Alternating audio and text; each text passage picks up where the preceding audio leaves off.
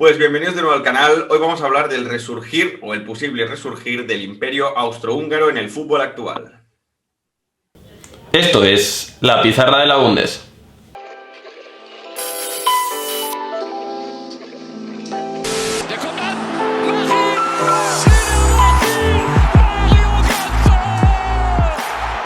Bueno, después de esta introducción, quizá muchos os preguntáis de qué carajo estamos hablando, pero la verdad es que hay dos selecciones históricas, porque muchas veces cuando hablamos de selecciones míticas de fútbol pensamos en la Brasil de Pelé o en Brasil en general, en Alemania, Italia, y Héctor, hubo dos selecciones que no ganaron, no llegaron a ganar ninguna Copa Mundial, pero que fueron muy importantes, dejaron mucha huella en la historia. Ya estamos hablando de Austria y Hungría en la década de los años 30 y 50. Sí, totalmente. Al final, bueno, sobre todo para que la gente se ubique un poco con el tema del Imperio Austrohúngaro, al final ambos países formaron parte de un mismo país justo antes de la Segunda Guerra Mundial, final del siglo XIX y hasta el final de la Primera Guerra Mundial. Y lo cierto es que eran un mismo país y como bien has comentado, Uri, cuando hablas de selecciones históricas, te acuerdas del Brasil del 70, te acuerdas por ejemplo, Argentina del 86, por ejemplo, España en el 2010, Italia en el 82, pero hay dos selecciones, como bien dices, que no son tan conocidas, al menos actualmente, pero que sí que dejaron mucha huella, porque no llegaron al éxito, pero sí que su estilo de juego, su manera de jugar, sus características propias, pues sí que marcaron una época en ese momento. Y vamos a hablar primero del Wunder Team, ¿no? El Wunder Team de los años 30 es el equipo dirigido por Hugo Meisel y que tiene digamos, un artista en el campo como era Matías Sindelar, que si muchos no lo conocéis lo llamaban el Mozart del fútbol. Era un delantero muy móvil, tenía un aspecto muy frágil, y lo cierto es que era un futbolista espectacular. Formaba parte de ese Wunder Team que estuvo ahí dominando más o menos el fútbol entre 1931 y 1934. Era un fútbol, obviamente, para la gente que no lo conozca, mucho más ofensivo del actual, ¿no? Al final, hoy en día se defiende con 4 jugadores, en ese momento se defendía con 2, o sea, se iba prácticamente todo al ataque, y Maisel planteaba un 2-3-5 con un Matías Sindelar siendo la referencia arriba, pero ya te digo, siendo un jugador muy móvil, distribuyendo el balón, pero además con un gran olfato goleador. Ese equipo lo que hacía era combinar pases cortos con pases largos, basculaba muy bien la defensa para incorporar más hombres al ataque. Un equipo muy ofensivo que sorprendió mucho en ese momento, ¿no? Sobre todo pese a que perdieron en 1931 un partido en Wembley 4-3 contra Inglaterra. La gente se quedó muy maravillada en ese momento de esa manera de jugar, porque estaban mucho más acostumbrados a la VM de Chapman, ¿no? El histórico entrenador del Arsenal. ¿Qué pasó con ese equipo? Pues que al final la gloria mundialista pues le fue esquiva, ¿no? Porque en 1930, la primera Copa del Mundo, se negaron a desplazarse a Uruguay. Es una Copa del Mundo en la que no todo el mundo fue, porque no todo el mundo tampoco se lo podía permitir. Era un viaje muy largo, la primera vez que se organizaba. La segunda Copa del Mundo se organizó en Italia en 1934, pero claro, hay que decir que es la Italia de Benito Mussolini, con el dictador ya estaba en el poder. Y lo cierto es que Austria en semifinales, después de hacer una buena fase de grupos y obviamente pasar bien las eliminatorias, pues se encuentra a la Italia de Vittorio Pozzo, que lo cierto es que gana Italia con un gol de Guaita, no Vicente Guaita el actual, sino un jugador histórico de ese momento. Y lo cierto es que gana 1-0 Italia con Mussolini en el palco, pero lo cierto es que antes también le habían anulado 2 goles a Matías Sindelar. Entonces, bueno, casualidades del destino. Y en 1938, que sería la otra oportunidad que tendrían ellos, pues al final la Alemania nazi de Adolf Hitler anexiona a Austria. Entonces ya la selección austriaca desaparece. Algunos jugadores son pedidos que vayan a jugar con la Mannschaft. Matías Sindelar se niega, y lo cierto es que cae en desgracia para los nazis y lo persiguen hasta su muerte. Finalmente muere en una intoxicación por un hornillo de gas. Es un poco extraña su muerte, algunos dicen que fue en suicidio, otros dicen otras cosas, pero bueno, no se sabe nunca. Lo que sí que se sabe es que en Viena, el día de su entierro, 40.000 personas pues fueron a despedirlo, cuando estaba prohibido por parte de las autoridades nazis, Uri.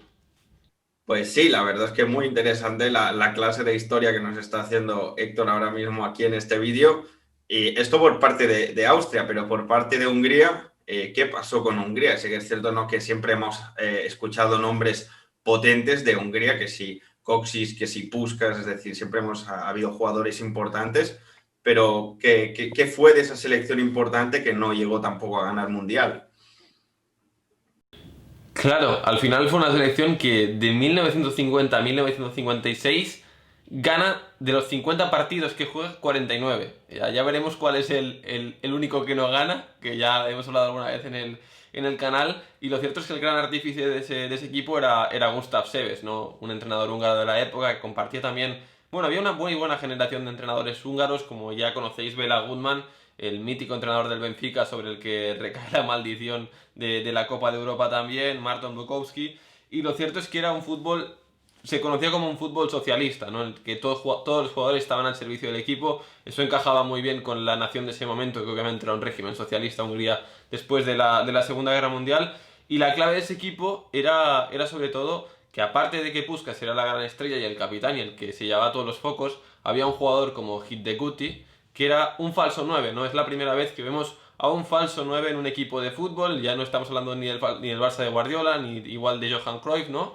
Pero antes de esto, Hiddeguti en los años 50 ya había funcionado de falso 9, y eso creaba muchas distracciones para unas defensas que obviamente no estaban preparadas para ello, porque no sabían si seguir a Hiddeguti, si quedarse arriba protegiendo a los dos puntas, como era, bien ha dicho Oriol, Puskás y Coxis, o vigilar que por banda derecha podía subir también Zibor. Entonces, en el centro del campo también había un Bodzic que daba muchísimo equilibrio, y la clave de ese sistema era que en ataque era un 4, en defensa, perdón, era un 4-2-4, y en ataque era un 3-2-3-2. Entonces, claro, estas variantes tácticas hace tanto tiempo parece increíble, ¿no? Y lo cierto es que maravillaron al mundo también en ese mítico partido contra Inglaterra en el 53, en el que ganan 3-6 en Wembley.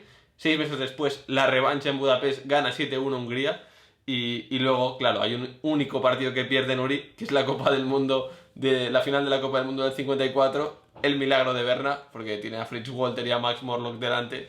Y lo cierto es que ese partido no se explica cómo lo gana Alemania, pero lo ganó, y es la primera Copa del Mundo para la Mannschaft. Finalmente, este equipo, ¿qué pasó con él? Porque al final estamos hablando de un equipo super top que podía haber vuelto a repetir en la élite, pero lo cierto es que en octubre del 56 se produce una revolución en Hungría. El Honvéd, que es el equipo donde juegan, por ejemplo, Puskás, Coxis y Zibor, estaba en España jugando un partido de Copa Europa contra el Athletic Club de Bilbao, y cuando estalla la revolución, pues los tres piden asilo aquí en España, y algunos acabarán jugando en el Madrid, todos en el Fútbol Club Barcelona. Así que de la noche a la mañana esa revolución se lo lleva todo por delante, Uri.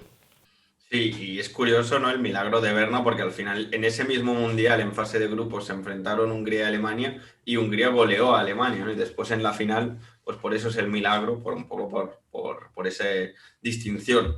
Y vamos a hablar, vamos a hilarlo con el fútbol actual, porque ahora mucha gente se va a preguntar qué relación tiene, ¿no? Eso que nos ha contado Héctor, con el fútbol actual, y qué relación tiene con Red Bull, la marca, porque al final estamos hablando que el imperio Red Bull que conocemos hoy en día, de equipos como el Salzburg, como el Leipzig, como el New York Red Bulls, etcétera, empezó en 2005 cuando Dietrich Mateschitz, el propietario Red Bull, compra al SV Austria de Salzburg, que es un equipo histórico que se fundó en 1933, que llegó a la final de la Copa de la UEFA en el 94 contra el Inter de Milán, y en 2005 lo compra el propietario de Red Bull, Héctor, y a partir de ahí empieza una factoría que incluía muchos equipos. Sí, sí, totalmente. Es que al final, yo creo, después de lo que hemos ido viendo y lo que diremos al final, realmente Red Bull ha impulsado un resurgimiento del fútbol centroeuropeo. Y la razón es por qué, ¿no? Porque al final Red Bull, sobre todo a partir de la llegada de Ralf Rangnick, apuesta por la gente joven, gente propia de, por ejemplo, de Austria, de países un poco centroeuropeos, como podría ser Eslovenia, Eslovaquia, gente también de República Checa, gente obviamente de Hungría. Y eso está dando muchas oportunidades a que los jóvenes talentos del fútbol centroeuropeo pues tengan más minutos en la élite mundial, ¿no? Pero bueno, claro, al final estamos hablando que en 2005 tenías a un Salzburgo que jugaba en la Bundesliga austriaca, pero te faltaba un equipo en una liga top, y no lo habías conseguido, ¿no? Y obviamente la gente se preguntará, oye, ¿por qué, cómo consigue Red Bull irse a Alemania, coger un equipo que estaba en quinta y tal? Pues lo cierto, según nos lo explicó, yo he hablado alguna vez con nuestro amigo Charles Gutiérrez, que es una enciclopedia del fútbol. Lo cierto es que la clave fue que Mateschitz habló con Beckenbauer, y Beckenbauer le recomendó pues ir a Alemania, ir también a buscar alguna ciudad donde tuviera igual una ciudad futbolera que no estaban sus equipos en su mejor momento, como era Leipzig, así lo dijo. Y lo cierto es que ni Fortuna Düsseldorf, intentó antes Matesic ir al San Paoli, ir al Fortuna Düsseldorf, ir también al 1860 München, al final no le salió. Y lo cierto es que a partir de que fue a Leipzig y lo ha conseguido meter en 10 años después en unas semis de Champions, pues el Leipzig es como ese destino para esos jóvenes talentos, Uri, que hay muchos. Además, tienes algunos nombres ahí apuntados, creo, Uri, también, de los que han pasado por ahí. Sí, sí, no, es cierto, al final, o sea, hemos visto grandes jugadores que al final fichan por el Salzburg y dan el salto, ¿no? Después al RB Leipzig, que es el caso de Gulaxi, de Upamecano, de Laima, de jugadores como ahora Juan Hichan, aunque no esté teniendo muchos minutos, que los prueban en equipos así en el Salzburg, por ejemplo, y después ya dan el paso en el equipo grande, ¿no?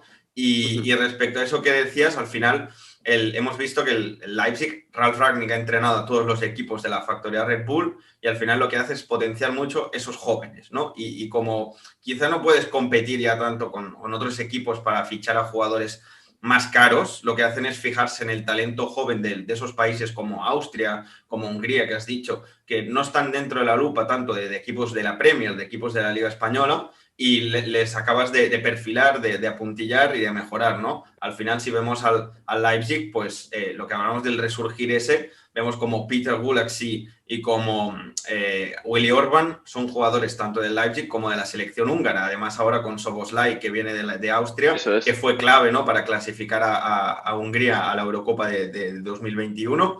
Y al final es eso que está potenciando un poco. En Austria también tenemos a Sabitzer y a Laimar. O sea que supongo que te refieres, ¿no? Que esta potenciación de jugadores jóvenes de Centro Europa hace que sus selecciones pues estén mejorando y estén llegando a jugar una Eurocopa, por ejemplo, o a cosas así que hace unos años ni se planteaba porque el nivel no era el suficiente. Totalmente, si es que al final, si te fijas, voy a leerte aquí unos nombres de la selección austríaca del momento actual. Es que si hablamos de Marcel Sabitzer, Konrad Laimer, Martin Hinteregger, Xaver Schlager, Valentino Lazzaro, Stefan Leiner, Stefan Posch, Hans Wolf o Maximilian Wower, que son algunos de los titulares actuales de la selección austríaca, todos han pasado por la estructura Red Bull, ya sea en Leipzig, ya sea en Salzburgo. Y luego también hay otros jugadores, como podrían ser Florian Grillitsch o Christoph Baumgartner, que no han pasado por la estructura Red Bull, pero que sí que están en una estructura como es el Hoffenheim, que lo cierto es que tiene bastante relación en este aspecto y en esta manera de fichar, sobre todo también después del paso de gente como Ralf Rangnick o Julian Nagelsmann por el equipo de Hinsheim, ¿no? Al final hay esa comunidad y como bien comenta Suri, pues lo cierto es que Hungría, los tres mejores jugadores húngaros ahora mismo están en el Leipzig, entonces, claro, es un poco este resurgimiento. Tal vez solo sean unos primeros pasos y la Eurocopa sea un terreno donde puedan haber sorpresas, pero lo cierto es que dos gigantes olvidados, dos selecciones que eran auténticos gigantes en el siglo pasado, pues parece que están volviendo a despertar, Uri. Pues sí, es por eso que al final decimos, ¿no? que la factoría Red Bull está potenciando un poco el resurgir de estas selecciones porque está mejorando, ¿no? Está fichando jugadores de esos países, los está mejorando y hace que al final pues se desarrollen y también pues muestren ese nivel en la selección. Ahora Szoboszlai también está en el Leipzig, veremos cómo le irá Hungría en el 2021 en la Eurocopa. A ver, también decir que evidentemente no estamos hablando de selecciones super top mundial que aspiren a ganar torneos, claro, pero poco a poco, ¿no? Se están reconstruyendo un poco porque venían de no clasificarse o venían de pasar un mal momento, por lo tanto se están reconstruyendo, pero sí que es cierto que si van cogiendo cada vez más jugadores que están jugando en una Bundesliga, que están jugando Champions y cada vez hay más jugadores en ese mundillo, ¿no? Pues va a hacer que el nivel de las selecciones pues suba, evidentemente.